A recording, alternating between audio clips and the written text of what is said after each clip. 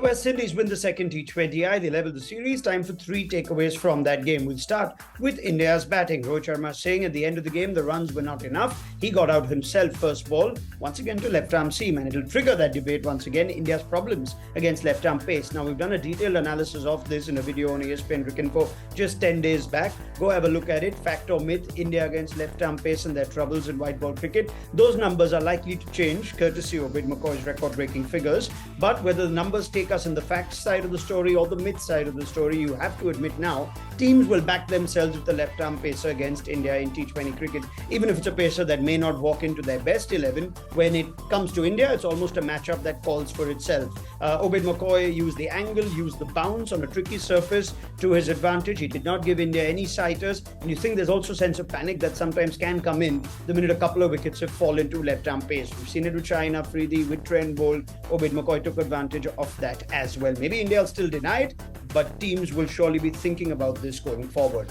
My second takeaway is on India's left-arm seamer, ARSHDEEP'S, whose stock continues to rise in international cricket. He just looks like he's taken the template for the Punjab Kings in the IPL and applied it so seamlessly for India. Looks like a player with so much T20 cricket behind him, even though it's not as much at the international level. He does the same job that he does in his franchise team. He bowls the tough overs with the new ball. Even when he's not got swing, as we saw today, he adapted, he bowled different lengths. He showed us he's got more than just one or two plans. And at the death, an excellent penultimate over to keep India in the game. I also love how he didn't even want to waste time celebrating after Rohman Pal's wicket. Rishabh Pant insisted on a bit of a low five, but ARSHDEEP, he's all class. He should surely make a case to be part of that India's World Cup squad in Australia, given the different element he provides the left-arm seam.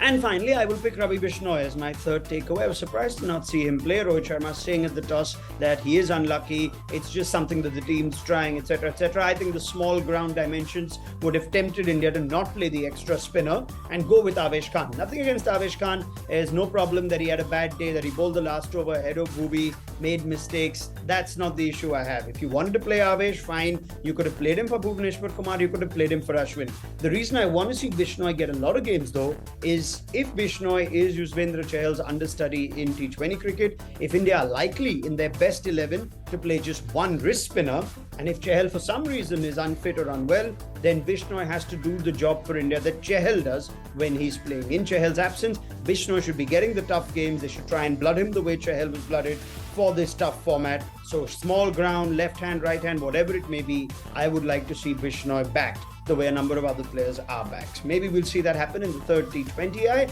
Maybe we'll also see India much better improved in the third T20I at the same ground. It's a tricky sort of surface and a ground. Once you get used to it, I wouldn't be surprised if India come up on top in these back-to-back games. Those are my three takeaways from this second T20I.